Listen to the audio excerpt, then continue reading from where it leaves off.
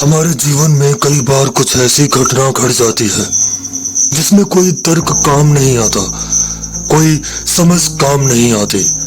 बस हमारा सामना होता है डर के वास्तविक चेहरे से, जिससे मिलने के बाद शायद हम ताउम्र डर के साए में जीने को मजबूर हो जाते हैं। तो नमस्कार दोस्तों, स्वागत है एक नई कहानी में। मैं झूठ नहीं बोलूंगा, स्टोरी डिस्टर्बिंग है। शायद रात में घर से बाहर निकलना छोड़ दोगे कहानी सुनने के बाद। तो दिल मजबूत हो तभी कहानी सुनने आगे आना, नहीं तो वीडियो बंद कर दो अभी। आज की कहानी मेरे एक मित्र के साथ हाल ही में घटी एक डरावनी घटना पर आधारित है। कहानी है उबर ड्राइवर की। जिन्हें नहीं पता बताना चाहूंगा, उबर एक ट्रांसपोर्ट कंपनी है जो एक ऐप की मदद से आपको शहर के कोने से दूसरे कोने में जाने की सहूलियत देती है। कहानी मैं ऐसे सुनाने वाला हूँ जैसे ये मेरे साथ ही हुआ हो। तो शुरू करते हैं। मेरा नाम विनय कुमार है। मैं भाई कॉलेज का स्टूडेंट हूँ, मास्टर्स कर रहा हूँ। पॉकेट मनी की थोड़ी कमी मुझे महसूस हो रही थी, तो मैं एक पार्ट टाइम जॉब की तलाश में था। तो मेरे दूर के एक रिलेटिव हैं जो कि उबर में फुल टाइम ड्राइविंग का काम किया करते थे। उन्होंने मुझे सजेस्ट किया कि तुम क्योंकि रात में वैसे भी जागते हो, पार्ट टाइम गाड़ी चलाओ, अपना 2-3 घंटे रात में चलाओ, 2-4 ट्रिप लगाओ, अपना 3-400 तुम्हारा कहीं नहीं गया। भाई ये चीज़ सही लगती है मेरे को कि हाँ ठीक है। तो पिछले 2-3 महीने से मैं उबर में गाड़ी चला रहा हूँ। 12 बजे से रात में 3 या 4 बजे के बीच तक मैं गाड़ी चलाता हूँ। ठीक ठाक पैसे बन जाते हैं। ये पिछले हफ्ते की घटना है। हमेशा की तरह आज भी मैं वही 11:30 घर से निकला, गाड़ी लेकर के थोड़ी दूर गया तो ऐप में बुकिंग आती है। वो ट्रिप मुझे एक कस्टमर को रेलवे स्टेशन पे छोड़ना था। तो करीब 11 बजे के आसपास मैंने उन्हें पिक किया और रेलवे स्टेशन मैंने उन्हें 12:30 बजे उतार दिया। रेलवे स्टेशन पे उस आदमी को उतारते ही जैसे ही मैं थोड़ा आगे बढ़ा, ऐप में एक और ट्रिप की रिक्वेस्ट आती है और ये पास में ही स्थित गुड़हर के आसपास से आ रही थी। ट्रिप बुक कर रही थी एक औरत, एक महिला, दीपशिखा नाम की एक महिला जो कि ट्रिप बुक कर रही थी। आमतौर पे रात के वक्त मेरे शहर में आज तक मुझे कोई औरत नहीं मिली। आदमी ही मोस्टली घूमते हुए नजर आते जो दारू और नशे के लिए इधर उधर भटक रहे होते हैं। तो स्टेशन से भाई ये 2 किलोमीटर की दूरी पे था गुड़हर, ठीक है। ऐप बता रहा था कि गुड़हर सरकारी स्कूल के पास से मुझे उसे पिक करना है। 2 किलोमीटर की दूरी में कोई 5-6 मिनट में अपना वहां पहुंच गया। ये जो सरकारी स्कूल था गुड़हर में, ये अबेंडन स्कूल, खंडहर हो चुका था स्कूल, ये बंद पड़ा था बहुत सालों से। यहाँ पे आसपास कोई घर नहीं थे, कोई इंसानी बस्ती नहीं थी उसके स्कूल के इर्द गिर्द। तो ये चूंकि सुनसान टाइप का एरिया था, ये बताना चाहता हूँ। रोड लाइट्स वगैरह कुछ चलती नहीं थी, अंधेरा था। मैं जैसे ही स्कूल के पास पहुंचा तो देखता हूँ कि स्कूल के ही बाउंड्री वॉल के किनारे एक औरत खड़ी है। ऐप पे मुझे यही बता रहा था लोकेशन। मैं गाड़ी उसके पास खड़ी किया, मैंने विंडो नीचे करी और मैंने बोला, दीपशिखा मैम। उस महिला ने कोई रिस्पॉन्स नहीं दिया, वो बस गाड़ी में आकर के बैठ जाती है। थोड़ी स्ट्रेंज बात इसके लगी है तो ऐसे सुनसान से जगह पे रात में खड़ी है। फिर ये नीचे जब मैं आया ना तो मैं देखा इसको, ये लगातार नीचे देख रही थी जमीन की तरफ। खैर गाड़ी में बैठ गई, मैंने गाड़ी बैक करी। मुझे इसको ले जाना था बाईपास के नीचे रेसिडेंशियल कॉलोनी में। ये एक नई कॉलोनी अभी बन रही थी। कुछ एक घर यहाँ बन गए थे जहाँ लोग रहते थे, कुछ घर बन रहे थे, कुछ घर बन गए थे लेकिन लोग नहीं रहते थे। मतलब कॉलोनी नहीं थी, ये बस अभी ऐसा ही था थोड़ा सा, समझ रहे हो। तो ये 17-18 किलोमीटर दूर था जहाँ था मैं। तो वही कोई आधा घंटा लगना था मुझको पहुँचाने में। मैं भाई निकल जाता हूँ वहाँ से।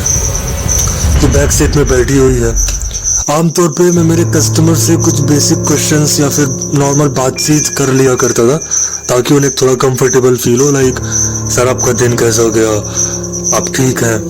मैं इससे भी पूछता हूँ, मैम आप ठीक हो, आपका दिन कैसा था? ये कुछ नहीं बोलती भाई, ये बस गाड़ी में बैठी हुई है, नीचे की तरफ देख रही है, ठीक है। फेस इसने कवर कर रखा था तो चेहरा इसका दिख नहीं रहा, ऊपर से ये नीचे देख रही है, कुछ बोल नहीं रही है, एकदम से अजीब से बैठी हुई है। मैंने ज्यादा फिर कुछ बोला नहीं, मैं गाड़ी चलाने पे ध्यान दिया। थोड़ी देर बाद हम बाईपास पहुंच गए। हम बाईपास से नीचे उतरे, उस कॉलोनी में एंटर किए। भाई ना रोड थी ना रोड लाइट थी, और एकदम सुनसान सा माहौल, ज्यादातर घर खाली पड़े थे। ऐप में जो लोकेशन बता रहा था, उस घर पे जब मैं पहुंचा तो मेरे होश ही उड़ गए। मैं देखता हूँ एक खंडहर घर भाई, ना लाइट जल रही है अंदर ना बाहर, धूल मिट्टी है। मतलब उस घर को देख करके साफ समझ आ रहा था कोई इंसान यहाँ नहीं रहता होगा। वो घर देखते ही मैं पीछे मुड़ा, मैं बोला मैम यही आपका ही घर है, यही आपको आना था? क्योंकि मुझे लगा भाई यहाँ कोई नहीं रहता होगा। अभी भी ये औरत कुछ नहीं बोल रही थी, बस नीचे बैठी हुई नीचे देख रही थी। मैं वेट किया, 2 मिनट बाद गाड़ी का दरवाजा खुलता है। गाड़ी से नीचे उतरने के बाद ये अजीब स्वर में कहती है, 2 मिनट रुकना, मैं वापस आ रही हूँ। भाई एकदम हिल गया मैं, ये आवाज सुन करके एकदम फट गई भाई। ये कैसी आवाज है? मतलब औरतें ऐसे बोलती है? और बहुत तेज से दरवाजा बंद करके ये घर की तरफ चली गई, और ये घर के अंदर नहीं जा रही है, घर के पीछे साइड गई। अब इसके घर के पीछे सिर्फ जमीन थी, ठीक है, जमीनें पड़ी हुई थी। ये पीछे साइड पता नहीं क्या करने गई। मेरे को कुछ अजीब लगा, मुझे लगा शायद इसे कहीं और जाना हो, मैं भी कहीं और की ट्रिप बुक करे। तो मैं 2 मिनट वेट करता हूँ। आमतौर पे मेरी ट्रिप कंप्लीट थी, मैं ऐप में जाकर ट्रिप कंप्लीट करता, मेरे को पेमेंट आ जाती। लेकिन मैं 2 मिनट वेट करता हूँ, ये नहीं आई। मैंने ट्रिप कंप्लीट की, पेमेंट नहीं आई। कभी कभी पेमेंट लेट भी आती है। बैक गियर डाल के मैं गाड़ी पीछे कर ही रहा था, ये अचानक से घर के पीछे से आई और बहुत तेजी के साथ भाई गाड़ी की तरफ। मतलब दौड़ना नहीं कहेंगे, लेकिन इसे चलना भी नहीं कहेंगे, लगभग दौड़ने जैसा चलते हुए बहुत स्पीड में आई, दरवाजा खोली, बैठ गई। मैं समझ नहीं पाया ये हुआ क्या, मतलब सेकंड्स में हुआ भाई। अगर समझ नहीं पा रहे हो, 1 सेकंड में ये आ गई गाड़ी में, जस्ट लाइक कोई हवा हो। पीछे बैठते ही कहती है, मुझे जहां से लेकर आए हो वहीं उतार दो। भाई मेरी फटी पड़ी थी, एक तो इसकी ये स्ट्रेंज बिहेवियर से, ऊपर से ये आवाज। भाई मैं इसको बोला, मैम मैं आपको ऐसे नहीं छोड़ सकता, आपको ट्रिप बुक करनी पड़ेगी, मैं आपको तभी छोड़ सकता हूँ, कृपया आप ट्रिप बुक कर दीजिए। कहती है, मेरे पास कोई मोबाइल फोन नहीं है और ना ही मैं ट्रिप बुक करने वाली हूँ, तुम बस मुझे वहीं छोड़ दो जहां से लाए हो। भाई मैं झूठ नहीं बोलूंगा, मैं बहुत ज्यादा डर चुका था, मुझे कुछ समझ नहीं आ रहा था। मैं इससे बहस नहीं करना चाहता था। At that point of time I have that feeling कि ये कोई साइको औरत है। तो मैं कुछ भी बहस किए बिना गाड़ी पैक करता हूँ, मैं वापस भाई कुड़हर की तरफ निकल पड़ा। मुझे पता है इस आधे घंटे मैं रोड की तरफ कम और बैक सीट पे मिरर के थ्रू ज्यादा नजर रख रहा था कि कहीं ये कोई वेपन निकाल करके मुझ पर हमला तो नहीं करेगी। आधे घंटे बाद भाई हम वापस से कुड़हर के उस सरकारी स्कूल के पास पहुंच चुके थे। मैंने गाड़ी वहां रोकी, गाड़ी रोकते ही मेरे ये दरवाजा खोलती है। उतरने से पहले ये कहती है, क्या तुमने कभी अपनी मौत के बारे में सोचा है? भाई मैं एकदम से हिल जाता हूँ। मैं चौंक कर भाई पीछे मुड़ा, ये सुनिश्चित करने के लिए कि कुछ हथियार वगैरह तो नहीं है गाली में रखने वाली है। इसके हाथ पे कुछ नहीं था। अभी भी ये नीचे ही देख रही है। गाड़ी से उतरी जब ये घर की तरफ गई है तब भी नीचे देख रही थी। हवा की तरफ वापस आके गाड़ी में बैठी है तब भी नीचे ही देख रही थी। पता नहीं क्या सीन है, नीचे देख रही है। मैंने बोला नहीं मैं नहीं सोचता मौत के बारे में। वो औरत कहती है, मैं तो हमेशा ही अपनी मौत के बारे में सोचती रहती हूँ। भाई मेरे पास कोई शब्द नहीं था। डर की चरम सीमा जो होती होगी उस कदर का डर मेरे अंदर था। न जाने ये कौन सी बला मेरी गाड़ी के पीछे बैठी हुई थी। मैंने कोई रिएक्ट नहीं किया। उतरने से पहले ये कहती है, तुमने गलत औरत को गाड़ी में बैठा दिया।